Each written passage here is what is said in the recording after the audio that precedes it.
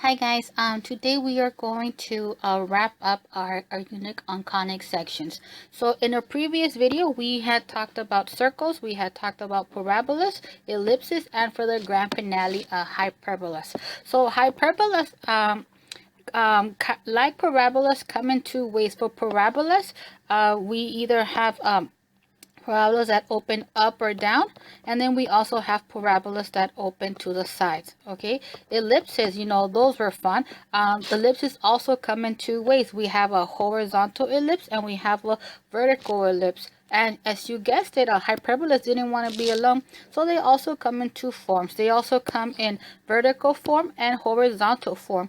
I'm not really quite sure if you can see the graph. Let me go ahead highlight that. So hyperbola is pretty much like, they kind of look like parabolas. Pretty much we have two branches that are mirror images of one another, and these dashed lines, what's so special about them, those are the asymptotes. Supposedly I'm doing dashed lines, but yeah, I told you I'm new to this one note thing, so you're gonna have to bear with me, but after a while I'm gonna be a pro. Straight definition of a hyperbola. So for hyperbola, we're gonna take these fixed points. They are the foci, well, focus, but we have more than one, so we call it foci. And each one is inside each branch. Okay, now what's so special? So we're gonna take that distance. Okay, what's so special about that distance? So it says the hyperbola is the set of all points P in the plane such that the absolute value of the difference of the distance of two fixed points or foci is constant. Okay, that's a lot of words. So pretty much I'm going to take these distances, subtract them, and then we want to take its absolute value, and then whatever that is, that's going to give us this beautiful these beautiful curves. But yeah, so like the other unit, I should just focus on how to graph. Let's give the people what they want. Okay, so we're gonna see how this goes. Okay, so again, hyperbolas come in two ways. I'm gonna go ahead and zoom in as much as I can. Okay, that's as big as it goes. Okay, I missed my cheap document camera. Okay, I'm gonna break down a lot of these words for you to the best of my ability. Okay, so the vertex. Okay, we had talked about vertices for I'm sorry, for parabolas and ellipses and all that good stuff. Okay, so the first one is transverse axis. What is transverse axis? So transverse axis, whether we have a horizontal parabola or vertical parabola, the transverse axis is the line segment whose endpoints are the vertices, or in English, let me get a different color. Okay, so the transverse axis is the line segment whose endpoints are the vertices. So in English, it's the segment that connects the vertices. Okay, conjugate axis. We don't see it right here, but we definitely need it in terms for us to graph. So the conjugate axis, what is that? I'm trying to see if I can change the color. Okay, I don't have time for that. Okay, conjugate axis, what is that? So that is the line segment that's perpendicular to the transverse axis. Right now, given that we're not actually graphing something, you may not see the benefit, but trust me, you will love this. Okay, center, what is that? So the center is the midpoint of the transverse axis. So yeah, you can see it right there. Okay, what else do I want to talk about? Vertices, we already talked about that. Those are the endpoints of the transverse axis. Foci, they are located inside each branch. Okay, now the question is, when we look at an equation, how can we tell if we're going to have a vertical hyperbola or if we are going to have a horizontal hyperbola? Well, that is going to be dictated strictly by the way the equation looks. So give me a sec. Okay, so we have standard equations of hyperbolas, which if you blink really fast, they may look like ellipse. Okay, so for hyperbola, we have square of x minus h over a squared less square of y minus k over b squared equals 1, which kind of reminds me of the ellipse. Bear in mind, for the ellipse, we had that. I'm going to erase it in a bit, so let me just put for ellipse. Okay, for the ellipse, what had to hold true for the ellipse A had to be bigger than B, but notice that we don't have this disclaimer here for hyperbolas. Okay, so for hyperbolas, there's no restriction that A has to be bigger or smaller. Okay, what I want to point out is this: for ellipses, we had a sum of things, but for hyperbola, we have a difference of things, so order matters. The question is, how do I know what is the value of A or that value of B? Unlike ellipses, values of A and B are not dictated by who has the bigger or smaller value.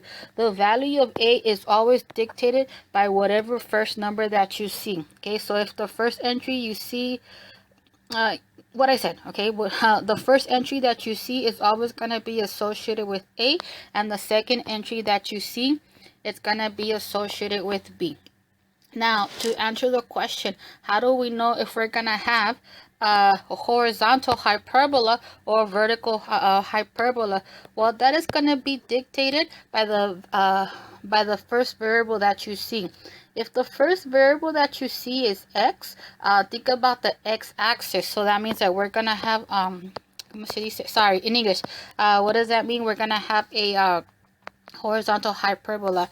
But if the first variable that you see is y, think about the y-axis. That means that we are gonna have a vertical hyperbola. Okay, so now what else do I want to point out? Value of C. Okay, for ellipses, it was C squared equals A squared minus B squared.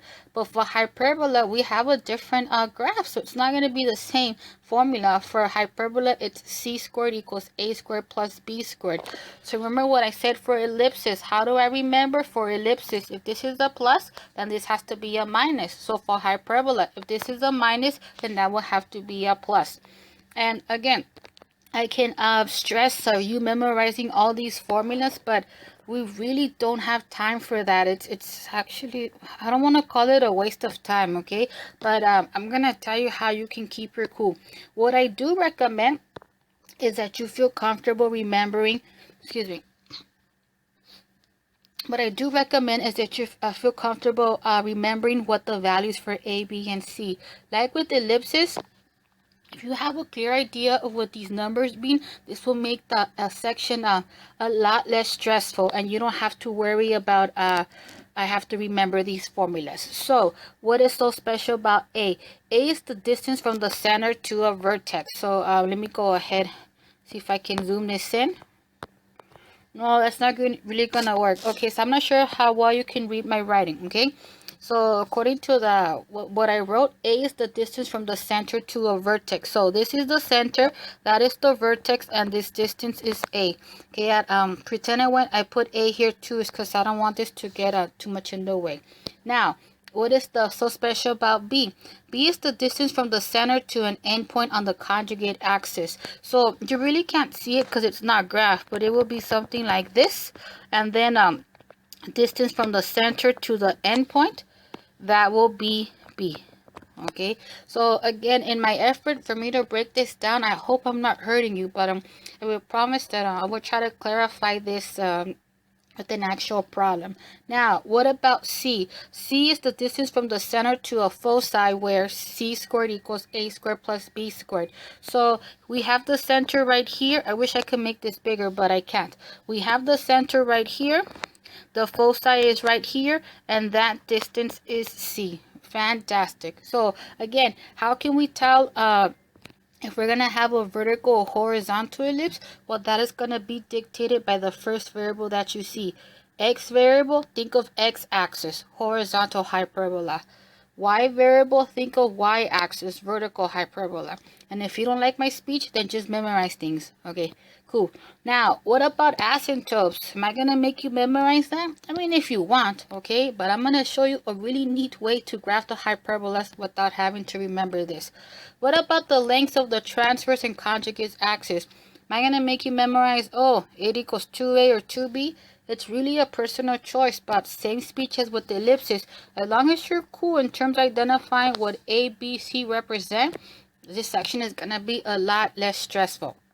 Okay, so our book focuses on hyperbolas centered at the origin. So that's such a shame, okay? But whatever.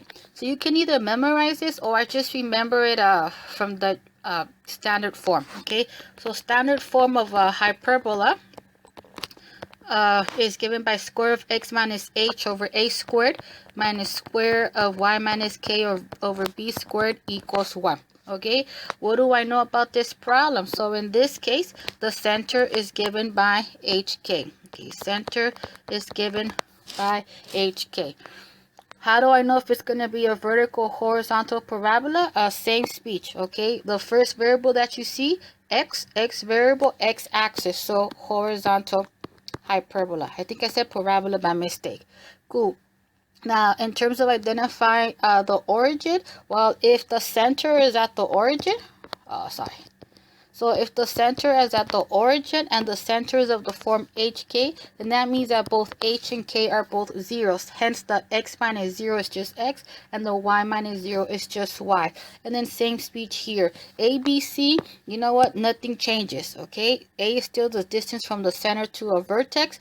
B is still the distance from the center to an endpoint on the conjugate axis. And C is still the distance from the center to a foci, where, bear in mind, how do we calculate C? Okay, c squared equals sum of a squared and b squared. And same speech, you can memorize this, okay? But I personally wouldn't do that. I just keep my cool and remember what A, B, C represent, whether the hyperbola is centered at the origin or not, and then we're cool. Now, what I highly recommend is that you graph the asymptote. Sorry, that's like a tongue twister for me. I highly recommend that you graph the asymptote rectangle. Okay, so what does that mean? Excuse me. So in this case, I'm going to go ahead and highlight this. Okay, we have a horizontal hyperbola. We locate the center. Let me see if I can zoom in more. Okay, that's as big as it's going to get. Okay, so in this case, looks like because we have a horizontal hyperbola, the transverse axis is going to be right here. You know what? Let me just highlight it. Cool. Where are the vertices? The vertices are the endpoints of the transverse axis. Okay. Now, what about the length of the conjugate axis? So that's the line segment perpendicular to the transverse axis, which is right here. What are those endpoints? Now, on your graphs, you will be asked to draw the graphs of the asymptotes. So how are you going to do that? You have two options. Option 1, memorize the formula. Okay, you know that's when the hyperbola is centered at the origin, and this is when the hyperbola is not centered at the origin. I myself don't memorize that because I memorize what I have to and digest as much as I can. Okay, so we say a box's corners are used to create the asymptote rectangle. So what you're pretty much gonna do is you're gonna take the vertices and the endpoints of the conjugate axis and you're gonna do a rectangle. I myself just make it dashed lines. Let me go ahead, do it highlighted. I don't know how to change the highlighter. Okay, people that don't know how to use this, help me. Okay. Yeah, I don't really like that. Let me just make it darker. Oh, sorry, I have to speak in Spanish. I mean in English. Okay, so I'm gonna go ahead I'm gonna go ahead connect those corners. Yeah, this is looking really ugly. Okay, and then what we are gonna do, we're just gonna connect the corners. Let me see if I have a ruler. Okay, so we're gonna take this corner right here and this corner right here from the rectangle, and then we are gonna connect them. And then we don't have to worry about, oh my goodness, I have to remember another formula. This is so much easier.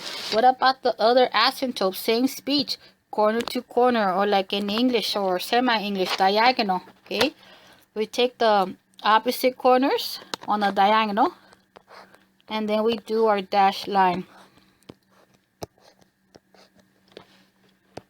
Cool. So if I can do this with my tablet, imagine what I could do on a Surface Pro. I should ask the school to buy me one, but they won't. Okay, cool. And then well, I had already traced the curve, okay? But when we graph, this is pretty much how it goes down. We do the asymptote rectangle. We establish if we have a vertical horizontal ellipse, but we kind of need to do that before. And then and then the actual graphs are inside the asymptotes. So yeah, that's pretty much how it's gonna go down, and it will be the same speech if we had a vertical ellipse. Okay, yeah, I'm not gonna recycle that. Okay, I rather take our time to do an actual problem. Okay, so let me see what's next. Hold on. Okay, so let's go ahead and look at fun problem number 1. So fun problem number one reads graph the hyperbola. So that's pretty nice. Okay, it's nice that they told us what kind of graph we're expected to have, so we don't have to rack our brains. Okay, our graph needs to be comprehensive, so for that reason the directions read include the graphs of the vertices, foci, and asymptotes. Sometimes students use a calculator and then just copy off of that, but it's a really sloppy graph. Okay, so this is why you're asked to include the graphs of the vertices, foci, and asymptotes, and then you're also asked to identify the coordinates, and I say exactly because sometimes when our answers are irrational, students like to round, but the only time we round is if the directions say round. Okay, so give the coordinates of the center, vertices, and foci, and if that wasn't enough for fake extra credit, we want to give the length of the transverse and conjugate axis. Hopefully I spelled it right. Okay, so you show your work wherever you can. Here on the left, your graph is right here, and to make it easier for the instructor or the grader to look at your results, go ahead, put your answers in this fill in the blank statements. Okay guys, so you know that me and this digital thing don't really quite get along. So I'm gonna go ahead, take my my document camera. Give me a sec. All right, we're back. Sorry about that, guys, but it is what it is when you're working from home. Good thing is at the end of the semester is near, so we're not gonna have too many videos with interruptions for little people. Okay, my kids. All right, cool. So a quick reminder of what we were trying to do. We are asked to graph the hyperbola, and we want to give a comprehensive graph, meaning we want to include the graph of the vertices, foci, and then asymptotes. Okay, we want to give the coordinates of the center, vertices, and foci, and then for fun the length of both the transverse and conjugate axes. That's nice. Bear in mind that if we have irrational results, then we always need to, oh sorry, that's summer, I have ants here. If we have irrational results, then we still want the answer in exact form. Okay, so let's do this. So whether we are asked to graph a hyperbola or an ellipse, both of the conics, both of the equations need to be set equal to 1, regardless if they're centered at the origin or not. Again, our book focuses on ellipses and hyperbolas centered at the origin, but I'm gonna pretend like I'm genuinely surprised that, oh look, our guy is centered at the origin. First things first, let's go ahead, equate this to 1. So make the 9 look like a 1. So in order for us to do that, let's go ahead, divide both sides by 9. Again, why by 9? Because that's what the constant term is. Okay, whatever the constant term is, that's what you're going to divide both sides by. In this case, that will leave us with x squared over 9 minus the 9's cancel, minus y squared over nothing equals 1. Okay, under normal circumstances, when we have something clean, I usually leave it like this, but both for ellipses and hyperbolas, it's always nice if we have the fraction so we can easily identify value for a and b. So with your permission, I'm going to insert a special effect 1. Now, fantastic. So again, for hyperbolas, unlike ellipse, we don't have the criteria that a has to be bigger than b. Okay, in this case, the first entry that we see is always going to be our a. Excuse me. The first entry that we see is going to be our a, but it's not a, it's a squared. And the second entry that we see is going to be our b. Okay, fantastic. Sorry, let me put a pause. Okay, I'm back. Okay, so to a quick recap. So for ellipse, the A and B is based on whoever has the bigger number. For hyperbolas, it's always alphabetical order A, B. Now, in terms of, are we going to have a horizontal hyperbola or vertical hyperbola? That is going to be dictated by the first variable that you see. For this problem, the first variable that we see is x, whether it's x or x minus a number or x plus a number. The first variable that we see is x. X reminds me of the x-axis. X-axis is horizontal, so for that reason, we are going to have a horizontal hyperbola.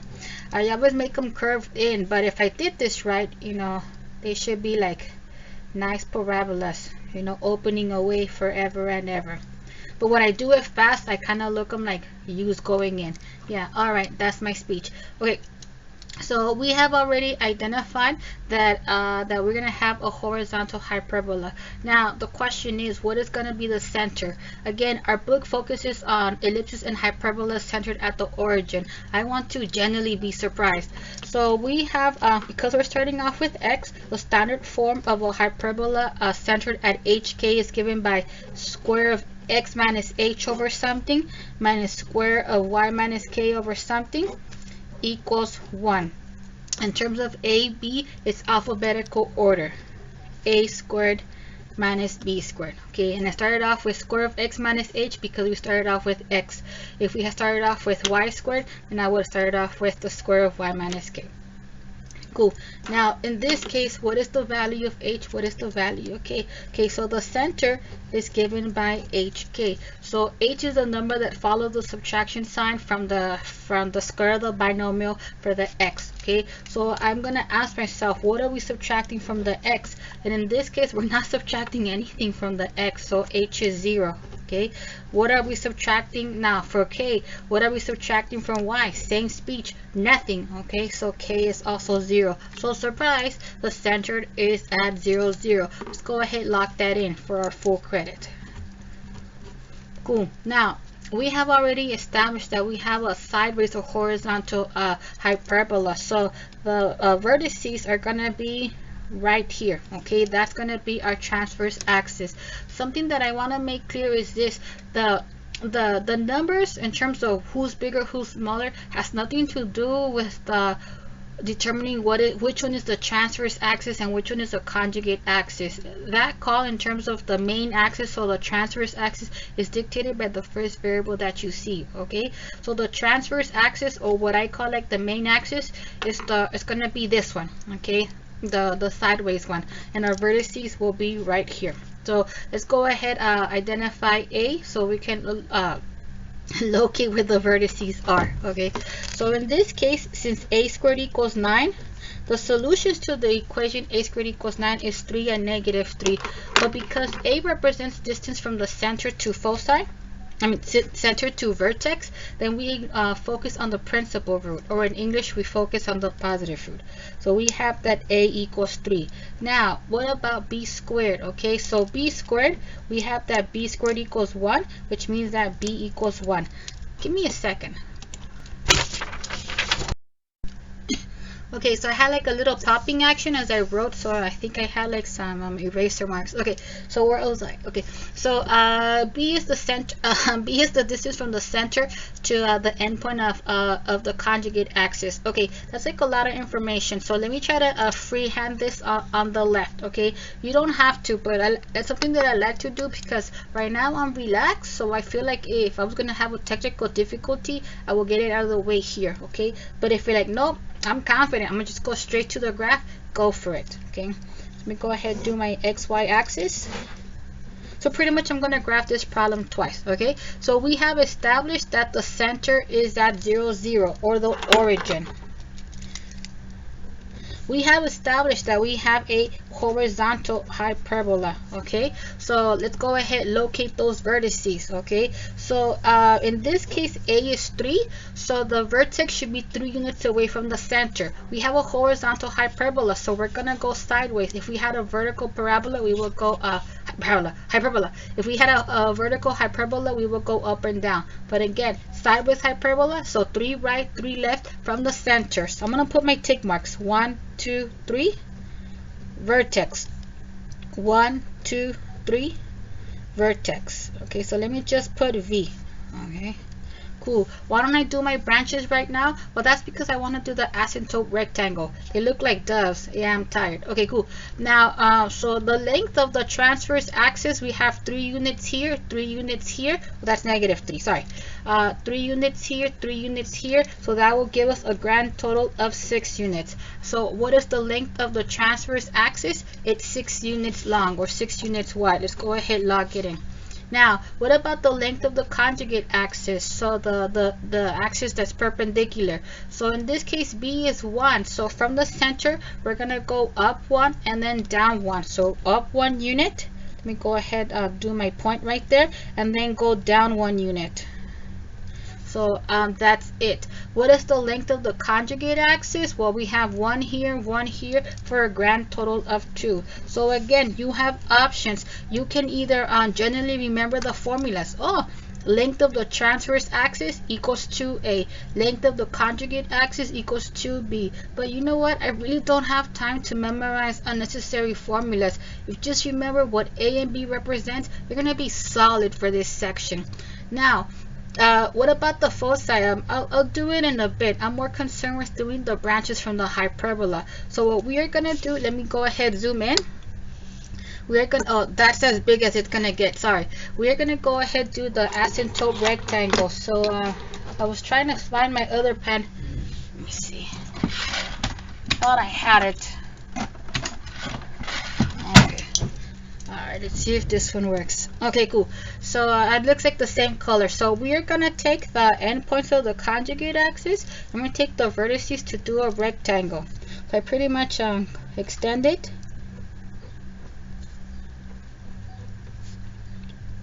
Yeah, it would be nice if I had like music in the background, but no, we don't have time for that. Okay, and then what we are gonna do, we're gonna take the corners of that rectangle, so on a diagonal, and then we're gonna connect them to do our asymptotes.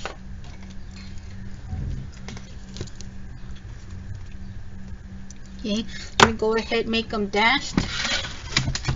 Okay, here's my pen, I think. I'm like an office supply store right here. Okay. Do we really have to do the asymptote rectangle? You know what? You don't, but I kid you not. I feel like this is a lot faster than having to remember a formula, okay? Or 2, or 3, or 4, depending on how you see it, okay? So we have one asymptote down, one more to go. Okay, so we're going to take the corners on opposite ends, you know, connect the diagonal per se. Let me go ahead, rotate this a little bit. Whenever you are graphing anything, if you are going to do a straight line or a straight side, please use a ruler or some kind of straight edge, you know. Yeah, that's it. Okay, now we have already established that we have a horizontal hyperbola. We have located the vertices. Let me go ahead, highlight them literally.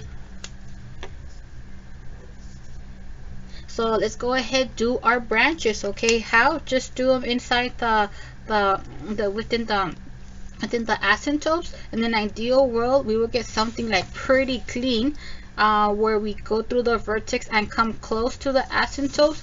But we're human, so sometimes that doesn't really work. Okay, sometimes I don't get really nice curves. I'm gonna do my best to do a nice smooth curve without making it look like a V, like the absolute value, but sometimes it happens. So yeah, that doesn't look so pretty. I'm not too proud of my work, but it's okay. Well, what am I worried about? This is just my thinking area. Okay, let's go ahead put it in our graph. But before we do, I mean, just to wrap it up, let's go ahead do the foci. Okay, so the foci, so in order for me to find that, I have to find the value of C. Why? Because C represents the distance from the center to the one of the focus or foci. Okay, so now what is the formula? Okay, so that is something that I need to have in the back of my mind. So I kind of remember it like this. So we have C squared equals something with A squared and B squared. So then I'm like, is it gonna be plus or minus? Just this is how I do it. It's the opposite of whatever you have. So for hyperbolas, we need to have a minus, so the opposite will be plus. For ellipses, we have a sum of things. So for the c squared, it's going to be minus. Okay, let's plug in Chuck. So we have that c squared is equal to a squared, and you digest this however you can. So you can either put the value of a, which is 3, and then square it to get 9, or you can go straight to 9 because you have, well, you wrote that a squared equals 9. So it's really a personal choice. So that's 9 plus b squared, and b squared, where am I, is 1. Okay, unfortunately, it looks like the value of c is not going to be a rational number, but it's okay, we got this. Okay, so when we square root both sides, that will give us c equals square root of 10. Now, I learned my lesson when I was trying to copy off my notes, so let me go ahead punch it in for you. Okay, so we have square root of 10 to 1 decimal, that's about 3.1. Okay, so we have that c. We go ahead, highlight this, and say that c is about, what was it, 3.1, I think. Okay, so let's go ahead, graph the foci. So if c is 3.1, or, well, to be more specific, square root of 10, then the foci should be a square root of 10, or about 3 units away from the center. So we have established that we have a sideways hyperbola or horizontal hyperbola. So the center is here, and we're going to go 3.1 units to the right. That will give us about right here. I'll just put f, and then 3.1 units to the left. All right, now we don't have to label anything right here, but I'm going to, just because I need to do it here, and I got a little bit nervous. So let me label my vertices. So my vertices, this one is at 3, 0. The one on the left is at negative 3, 0. For the foci, we went about 3.1 units to the right, but again, exact answer. So we went square root of 10 units to the right. And then the other one, we went about 3.1 units to the left. Exact answer, we went exactly negative 10 square root units to the left, and the value of y is 0. Let's go ahead, chime these over to the answer spaces. So the vertices, we had said that they were 3, 0 and negative 3, 0. The order for me doesn't really matter how you write them. I generally write things in the way that I say them. The foci, we have square root of 10, 0, and then negative square root of 10, 0. Bear in mind that a lot of textbooks will just put plus or minus square root of 10 comma 0, but no, we know better than that. We want to delineate that we have two distinct ordered pairs, not just one funny looking one. Okay, so unfortunately, I'm not going to submit this for credit because the graph paper was provided. If graph paper was not provided, then this would be a really good sketch. Okay, so let's go ahead, earn our credit. Okay, so for quizzes or tests, do you have to sketch it and then regraph it? No, go ahead, graph it, but the reason why I do it is because right here I'm not nervous, so if I have a technical difficulty, I'm not too bummed out, and I don't like to have a lot of eraser marks because then I can't read my own work. Okay, so let's do this. So we have that the center is at 0, 0. The vertices are at 3, 0 and negative 3, 0. I'm going to zoom in here because I want to copy it from this work right here. So let me just put V. Cool. The foci is square root of 10 comma 0. Who knows what that is? So we had said it was about 3.1 comma 0. So we go ahead, put F, negative 3.1 comma 0. Cool. The length of the conjugate axis is 2, or in English, value of B is 1. Where my value of B is 1. So this is why we went up 1 unit from the center, down 1 unit from the center. Okay, now what are we gonna do? We are gonna do our asymptote rectangle. Okay, so I'm not sure how well this translates on paper. Right here, like, we didn't have the line, so yeah, let me go ahead and use my highlighter. So I'm gonna extend the value of B per se and the value of A. So those 4 points that I have delineated, the first 2 come from the vertex, and then the final 2 come from the endpoints of the conjugate axis. Okay, now we are gonna connect the box corners to create our asymptote. So diagonal to diagonal, I mean corner to corner. Okay, let's go ahead. This is just an encore presentation. Okay. Okay, hopefully I did it right, because I don't want to rotate my paper too much. Okay.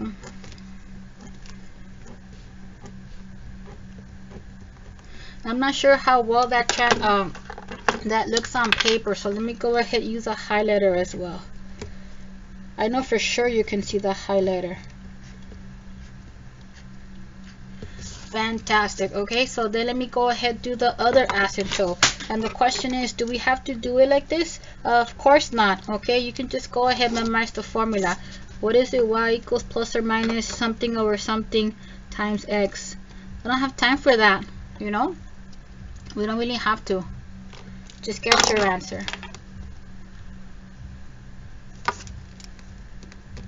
Okay. Fantastic. Okay.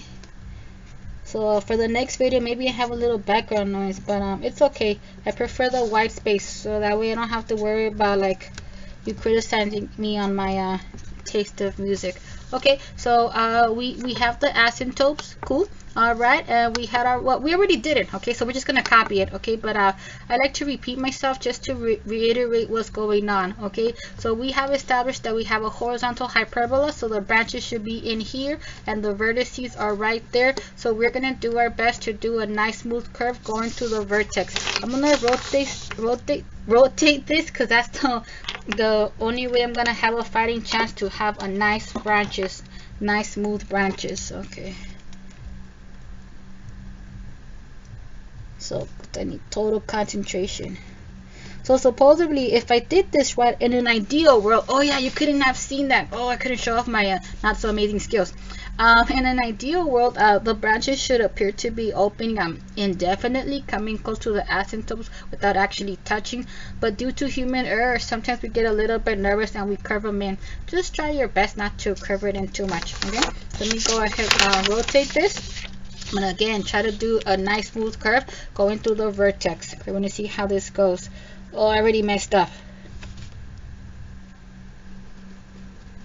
Okay, so I'm gonna do my best, trying to make sure I don't have like a V action right there. We don't want like a sharp corner. Sorry, it should be smooth. Yeah, they're all ugly. Okay guys, so we went ahead grafted for the second time around. The first one was for fun and the second time around was for credit. The question is, do you need to use highlighters? No. Would I recommend it? No. Why not? It's not that I don't trust you, it's just we're human and we make little mistakes. You have seen me making mistakes. Sometimes I catch them in the video and I update them right there. Sometimes I'll put like a little note like, oops, technical difficulty, fix it. What I am thankful is that the mistakes that I have made were like arithmetic mistakes. So if you're on it, like I think you have caught it, okay, and you've had a good laugh, okay. But yeah, I wouldn't recommend you use a highlighter. When I do these for myself, I don't use a highlighter, but I'm using highlighters and pens just so you can actually see what I'm doing. I think this one right here, that's the one that's out of graph paper, it's easier to read because these lines get in my way. Okay, so we're not gonna do too many problems because I don't want this to get too repetitive, okay. But while we graphed a horizontal hyperbola, so the next one and the final one is gonna be the vertical hyperbola. Okay, so I already told you the surprise. Sorry. Okay, scratch that. Okay. So let's do this. So the good thing is that the book was nice and then they told us right away that we have a hyperbola. Okay, in this case we want to set it equal to 1. Okay, so let's go ahead, set that equal to 1. So we'll divide both sides by 24.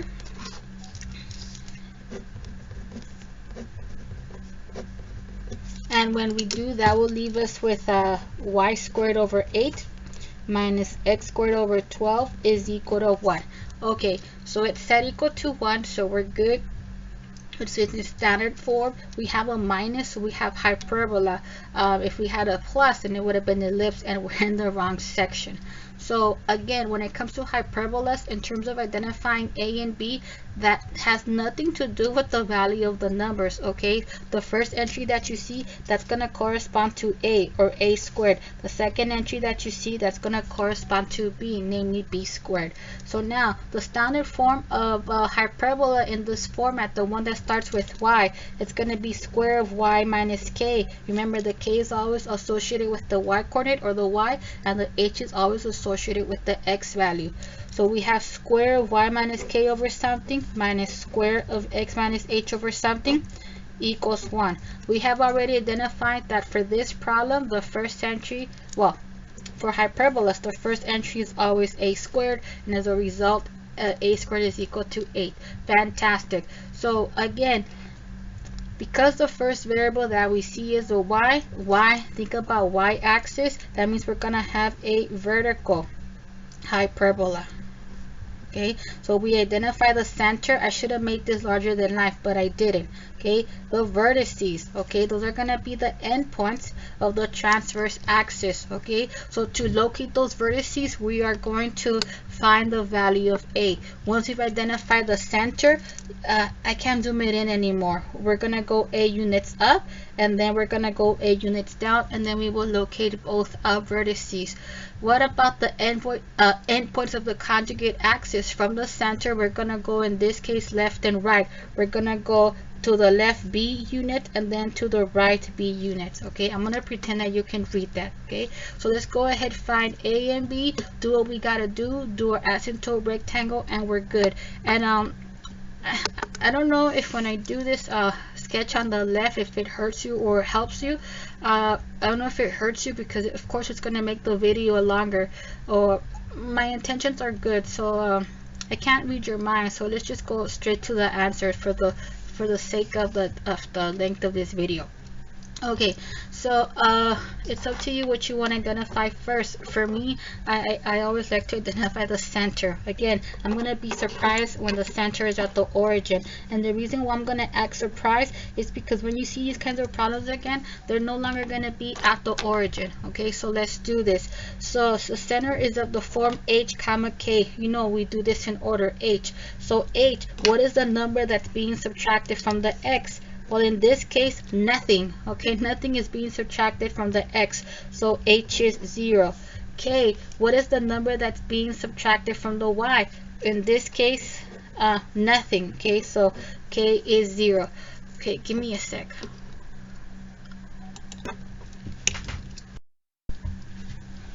Okay, so hopefully it is still recording, because I have done videos where I recorded an hour in, and then I guess I did a pause too long and kaput. I have to redo it again. It's not the first time. Okay, so so we identify the center. Again, to save time, we're not gonna do the sketch and then graph it. We're just gonna go straight to the graph finale. Okay, so the center is at 0, 0. Fantastic. So what I like to do first is I like to identify the vertices. In order for me to do that, I have to know what the value of a is. So in this case, sorry, wrong pencil. Okay, so we have that a squared equals 8. Unfortunately, a is not going to be a rational number, and it's okay. So when we square root both sides, that will give us a equals square root of 8. I know you're awesome, so you can like do it by hand, okay? But I mean, go straight to answer. But for me, I generally need to show my work. Okay, so a perfect square factor of 8 is namely 4. So we are going to rewrite square root of 8 as the square root of 4 times the square root of 2, and that will simplify to 2 times the square root of 2. We punch it in. I think we did this number already. Okay, we punch it in, and we have 2 times the square root of 2, and that gives us 2.8. Okay, so let me go ahead, highlight this, because this is what I'm submitting for credit. Okay, and then in order for me to have a sense of what that is, then I use the decimal approximation. So it's almost 3. Something that I failed or I didn't point out is this. If you want to see if you simplified the radical correctly, we know that 2 root 2 simplifies to about 2.8. Let's go ahead, punch in square root of 8, and then we should get the same exact decimal approximation. If not, I'm gonna cry. Okay, but as you can see, we have the same exact decimal approximation. And why? Because the square root of 8 simplifies to 2 square root of 2. And if we had a technical difficulty, then these numbers will be off. Okay, so yeah, you can always check your answers. Fantastic. So we let's go ahead, locate the vertices. I mean, you can find b next if you want. I mean, you do what you gotta do. Okay, so we have that a is 2 root 2, and we have established that we have a vertical hyperbola. So from the center, we're gonna go 2 root 2 units up, which is about 2.8. So let's go ahead, let me zoom this in. Okay, So from the center, we're gonna go 2.8 units up. So I'm gonna put right there. I'm gonna put V, and because I rounded, I'm gonna actually put the ordered pair right here. So X is 0, and then Y is 2 root 2. Do I have to do this? Absolutely not. Okay, all you have to do is pencil it in right here, in the fill in the blanks. But I don't know. I think that because our answer is irrational, it won't be as easy for me to remember. Okay, so we have one vertex down, one more to go. So from the center, if A is 2 root 2, we're gonna go 2 root 2 units up and 2 root 2 units down, or in this case about 2.8 units up, and that will be about there. So let me go ahead label it. So that will be 0 comma negative 2 square root of 2. So we have the vertices nailed. Oh, it would be nice if I wrote them. 0 comma negative 2 square root of 2. All right, the foci, I'm gonna table that for right now. Okay, I'm more interested on making the asymptote rectangle. So we have the endpoints of the transverse axis, or in semi-English, we have the vertices. Okay, now we want the endpoints of the conjugate axis. So again, for the length, it has not, in terms of identifying the transverse and the conjugate axis, that has nothing to do with the shorter side or longer side. That has to do strictly with who came first. Okay, whatever number you saw first, that's your A, and then followed by your B. Okay, so let's go ahead and find B. Okay, so we have that B squared equals 12. And after you square root both sides, that will give you that B equals square root of 12. You can simplify it mentally, but you know my speech, I show my work. A perfect square factor of 12 is 4, so we're going to write this as square root of 4 times square root of 3, and that will give us 2 square root of 3. Okay, I feel like deja vu. Okay, so from the center, if B is 2 root 3, then we're going to go 2 root 3 to the right and 2 root 3 to the left. Who in their right mind knows what this is? I don't know. I just know it's a number bigger than 2. So let's go ahead, punch it into our calculator. So we have a 2 times the square root of 3, and that gives us about 3.5. And if you want to confirm that you simplified the radical correctly, and just punch it in what you got, punch in what you got before you simplified it, which is square root of 12. And we're cool with math, so we know we got it right, but it's just to double check. Okay, so the decimals are the same, so we know we simplified it. Okay, so from the center, let's go ahead, locate the endpoints of the conjugate axis. So we're gonna go 2 root 3 to the right, which is about 3.5, and then 2 root 3 to the left, which is about negative 3.5. I don't label it because the directions don't say what are the endpoints of the conjugate axis. Okay, so let's do this. So let's go ahead. What should we do next? I'm gonna go ahead to the asymptote rectangle, but I think that before this gets more busy, I'm gonna answer the length of both the transverse and conjugate axes. So the length of the transverse axis, you can memorize the formula, you know, formula equals 2a, but we have no time for that. Okay, so in this case, we went 2 root 2 units up, and then 2 root 2 units down. Okay, and then last time I checked, when we add these two, that's gonna give us 4 square root of 2. So what is the length of this bad boy? What is the length of the transverse axis? It's exactly 4 square root of 2 units. Always exactly, only round when you're giving the green light to do so. What is the length of the conjugate axis? So that's the line segment perpendicular to the main. Well, I say main, but you know, the world will say transverse axis. So in this case, we went about 3.5, which is 2 root 3. So we went 2 root 3 to the right, and then we went 2 root 3 to the left, and that will give us the grand total of 4 root 3. So again, you can remember the formula or just count. Okay, I think it's easier to count. Foci, I don't need it to do the hyperbola. So with your permission, we're gonna go straight to asymptote rectangle, so we can then draw our hyperbolas. Okay. Sometimes I do the foci right away because after I do the hyperbola, I'm like, I'm good, I'm out. Okay. So let me go. Let's go ahead. I usually don't use a straight edge for these, but I'm feeling like being an overachiever today. So let me go ahead, extend these.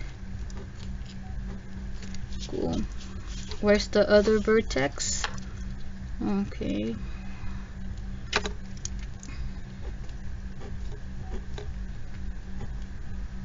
Okay, I think I didn't pass it. Okay. So pretty much you extend like your A and B per se. You extend the vertices, you extend the endpoints of the conjugate axis, and you get a beautiful rectangle. So to do the asymptotes, you know the speech. You can either remember the formula or just connect the corners. Okay. I'm not gonna take the highlighter anymore because I don't know if I think you could be. I think you could see it without the highlighter.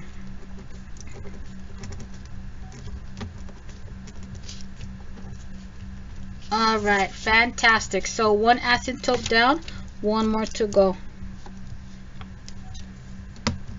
Now, the reason why I don't ask you to label the coordinates of the vertices and foci on the graph is because, as you can see, this gets busy really quickly. So this is why I put the stuff right here. All right, so we have the vertex. We had already graphed the vertices. And we put V to remind us that the branches go in here. So we're going to do our best to do a nice smooth curve going through the vertex and coming close to the asymptotes. Let's see, let's do this. You know what I'm going to do with the highlighter? Oh yeah, that's the secret. Use a highlighter. Okay, I already passed this class, so I don't have to worry about I made a mistake. But if you make a mistake, just do what I did. Go ahead, put a band-aid. And you're good. Okay, fantastic. So one branch down, one more to go. Let me go ahead, rotate it. That's the only way I'm gonna have a fighting chance to do a nice smooth curve. Okay, so it's already coming in. I tried my best. Okay, so again, we had established that we were going to have a vertical hyperbola. I think that looks pretty good. What we have left, good thing that we have this problem phrased as a fill in the blank. That way we will, sorry, I'm having technical difficulties. The good thing is that we phrase this problem as a fill in the blank, so that way we don't have to worry about like, oh shoot, we forgot to do the foci. Okay, foci, for that, I'm going to have to find the value of C. Okay, C represents distance from the center to the focus or to the foci, and the foci is always on the inside of the hyperbola. So let's make sure that our C is over here. Okay, so for the formula, we have C squared equals something with A squared B squared. In terms of plus or minus, it's always the opposite. For hyperbolas, we have minus, so opposite is plus. All right, so we have C squared equals A squared. A simplifies 2 square root of 2, and if you square it, that will give us 8. So it's up to you what you want to do. 2 root 2, then square it, or go straight to the punchline. B squared, B is 2 root 3, and you can square it, and that will give you 12, or you can go straight to the punchline. Sum of 8 and 12 is 20, so that will give us C squared equals 20. Let's keep our cool. When we square root both sides, that will give us C is equal to exactly the square root of 20. But we got to simplify this, so let's go ahead and do this. A perfect square factor of 20, you guessed it, is 5. So that will give us 2 square root of 5. So from the center of the hyperbola, since C is 2 square root of 5, to locate the foci, we're going to go 2 root 5 units up and then 2 root 5 units down. No one in their right mind knows what that is, so let's go ahead punch it in. And I'm punching it in instead of saying I did it at my house because I'm still embarrassed. I'm still trying to get over my mistake earlier. Okay, so we have C is equal to 2 square root of 5, which is about 4.5. It is in my way. Okay. So C is about 4.5, and if you're having a moment like, what if I simplified the radical wrong, then just punch it in square root of 20, and then you will confirm that you got the same decimal approximation. So you nailed it. All right, so let's do this. So for the foci, from the center, we're going to go exactly 2 root 5 units up, okay, which is about 4.5. Just going to put F for focus, and then I'll put the coordinates here just to remind me how to write it, okay? So at this point, X is 0, and value of Y is 2 square root of 5. Let's go ahead and lock it in before we forget. Now, what about the other one? From the center, we're going to go 2 root 5 units down, or about 4.5 units down. I'm gonna go ahead. We do our point. The only thing that we are asked for credit is to put the point, but it's easier for me if I put F for my peace of mind. And then if you want to label the coordinates here, fine. And if you don't need the labeling, I don't need the labeling. But apparently I need it for my peace of mind. So at this point, value of x is 0 and the value of y is exactly -2 square root of 5. Let's go ahead, pencil it in. Yeah, you can't read that, but good thing you can read it here, hopefully.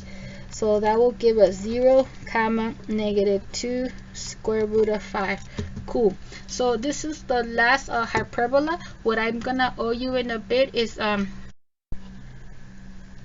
okay guys, so let's go ahead wrap up our hyperbola unit with this two-part question. Well, not two-part, but two sets of exercises. We're going to take a small break from graphing and then we're just going to spit out some equations. So let's do this. So the directions read, find an equation of the hyperbola in the form this or that if the center is at the origin and the following holds true.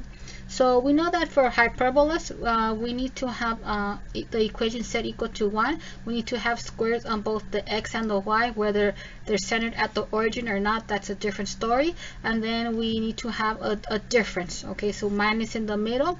Now in terms of, are we going to have a vertical or horizontal hyperbola? That is dictated by the first variable that you see. If the first variable that you see is x, you think of the x-axis, so horizontal hyperbola. If the first variable that you see, think about the y-axis or vertical hyperbola. So let's go ahead and do this. So what do we know about these problems? Finding an equation of a hyperbola in this form if the center is at the origin. So let me go ahead and write that. Center is at the origin and the following holds true. So let me just put center equals 0, 0. So at least I know my h and k. Now the question is it going to be a vertical horizontal hyperbola? That's not enough information. Let's take it from the top. Transverse axis is on the y-axis. Okay, let's go ahead do our xy plane. And our transverse axis, which I made up math words, I call it main axis, is on the y-axis. So the transverse axis holds the vertices. So that is called for a vertical hyperbola. So thanks to our detective work, we have established that we should have a vertical hyperbola. Look at how beautiful that is. It's just when I get nervous, they get really ugly. Okay, so we have established that we have a vertical hyperbola, which means that our equation should be of this form. Square of y minus k over something minus square of x minus h over something equals 1. Remember, h is always associated with x and k is always associated with y. So for hyperbolas, remember, in terms of identifying a and b, that has nothing to do with which number is larger. In terms of a and b, for hyperbolas, it's always alphabetical order. So a and then b. Cool. All right, so let's do this. What do we have? It says transverse axis length is 8. Okay, so the whole way across is 8. So if this is the if this is the center, the whole way across is 8. So when you take 8 and divide it by 2, it's 4. So if the whole way across is 8, then halfway across is 4. Okay, so that is code for a equals 4. Okay, so let's go ahead. Let me just highlight this. Okay, so we found a, we have identified the center. Okay, the center is given by hk. So we have h, we have k, you know, coordinates of the center. We have a. Now what we need is just b. Okay, fantastic. Conjugate axis length is 6. Well, let me just put 4 here for dramatic effect. Okay, these are gonna be our vertices. Cool. I didn't do the asymptotes because I wasn't gonna graph it. It's just so I have a sense of what's going on. Conjugate axis length is 6. So that's like the that's the segment that's perpendicular to the transverse axis, or what I made up math words, the main axis. Okay, so the whole way across is 6. If the whole way across is 6, you're just gonna divide by 2 to see what the halfway distance is. So right here, the center is right here. To find the endpoints, we're gonna go 3 to the right and then 3 to the left. Okay, so that will be 3 -3. Okay, cool. So in this case, that is code for b equals 3. Why? A represents the distance from the center to the vertex, and B represents the distance from the center to the endpoint of the conjugate axis. We have the problem gave us h and k. We found A, we found B. Let's plug and check. So we have square of y minus k.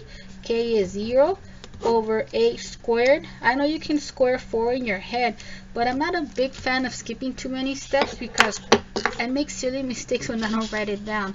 And also I'm trying to submit a solution, not an answer key. The worst thing that I can do to myself is submit an answer key, get my stuff back, then have no idea where this stuff came from. Okay, so moving forward, minus square of x minus h. So h is 0 over b squared, which we have established to be 3, equals 1. Fantastic. So let's clean this up so we can be almost out, because I said that we have 2 problems.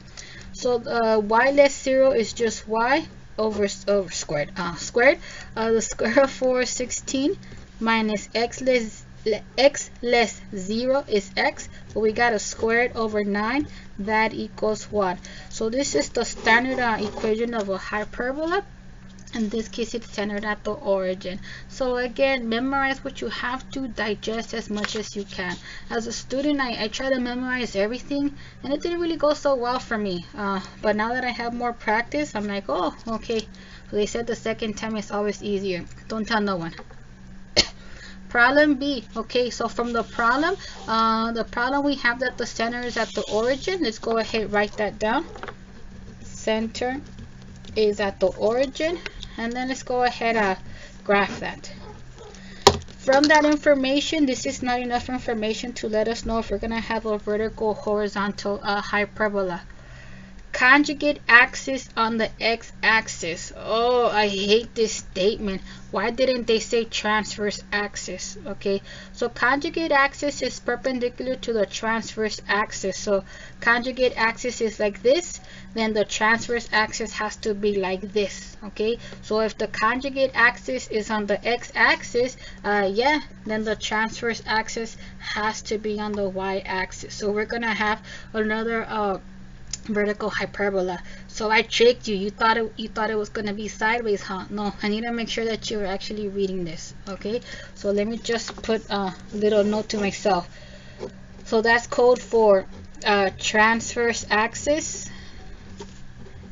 which, note to myself, I call it main axis, but no one will understand it. Okay, it's just between you and I. So the transverse axis, or the main axis, where all the action is, the vertices and foci, is on the y-axis. Transverse axis on y-axis. Okay, so the vertices will be right there, right there. Let me put my VV.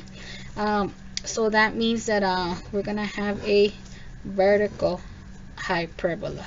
Fantastic. Okay, so let's go ahead, write down what the equation should look like.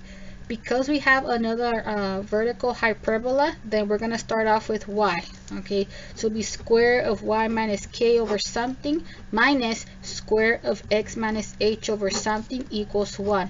Now, in case you're wondering, how come I don't put the variables right away? This is how I do it to minimize how much memorization I do. Okay, so whether ellipse or hyperbola, square of x minus h, square of y minus k. Ellipse, you got a plus. Hyperbola, you got a minus. Okay, yeah, in terms of A, B, so for hyperbolas, it's in alphabetical order. Okay, so A, B, C. Well, in this case, it's just A and B. This is what we're going for. We already know that the center, I never finished my statement, sorry about that, is at the origin, and that's from the problem. Okay, so we have H and K nailed. What we need is to find A and B. A, distance from the center to the vertex. B, distance from the center to the endpoint of the conjugate axis. Okay, what do I know? Second statement, conjugate axis length equals 10. Okay, so that's this guy right here. The whole way across is 10. Okay, but halfway, you know, we divided by 2, that will give us 5. So we're gonna go 5 to the right and 5 to the left. Okay, we're not really graphing, but I'm just gonna do it for fake extra credit. Okay, so if the length of the conjugate axis is 10, halfway across is 5, so that is code for B equals 5. So let me go ahead highlight that. We have H and K delineated. We have B. All we need is A. Oh, how I wish the problem tells us what's the length of the transverse axis. But they don't. They says distance of foci from the center equals square root of 70. I'm like, oh man, like what is that? Okay, so that's where C comes to play. So the foci is inside each branch per se. It's going to be right here. And then let me extend the y-axis. And right here, what does C represent? C, I almost say Z, okay. C represents distance from the center to the foci. Okay, I think in my effort to clean this up, I made it worse. If I could erase that, I would. All right, so let's go ahead, write down the formula. Okay, so the formula reads C squared equals A squared B squared. And again, I write it like this because this is how I minimize the number of things I memorize. For hyperbola, we have a difference of things. So for C, it's going to be a sum of things. Again, I always flash back to ellipse. For ellipse, we have a sum of things. So for C, it's going to be a difference of things. They're always opposite. It comes from math, but I'm trying to break this down as best as I can.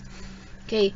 So we have that the distance of foci from the center equals square root of 70. That is code for C equals square root of 70 because that's the definition of C. What does C represent? Distance from the center to foci. Well, they switched it backwards. It's just easier for me to start from the center. So we have that the value of C is square root of 70. But we have to square it, and that will equal A squared. Do we have it? No, that's what we're trying to find. Plus B squared. We have that B is 5. All we have to do is square it.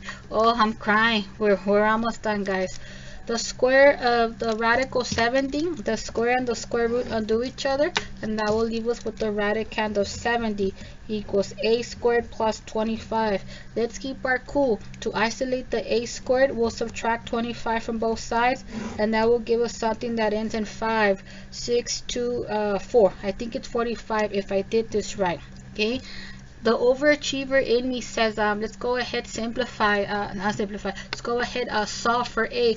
I mean, you can, but it's really not necessary. And the reason why I say it is because ultimately we're gonna put A squared. So even if you solve for A, you're still gonna have to square it. So why don't we just leave it at here? Okay, so we have y minus k, which we had said is 0, with the square of it over A squared, which is 45. We go straight to the punchline, minus the square of x minus h, so square of x minus 0, over B squared. B is 5, equals 1. We did it, guys. Let's go ahead, clean it up. Numerator simplifies to y squared, minus next numerator simplifies to x squared. Square of 5 is 25, equals 1. So we have an equation of a hyperbola in standard form. This guy is centered at the origin, but what I want to get at is this. We have it set equal to 1, so we're good. Okay, guys, we did it. I'm gonna post this right now. Well, that's a lie. It will take a long time to process, but bear with me. I got you.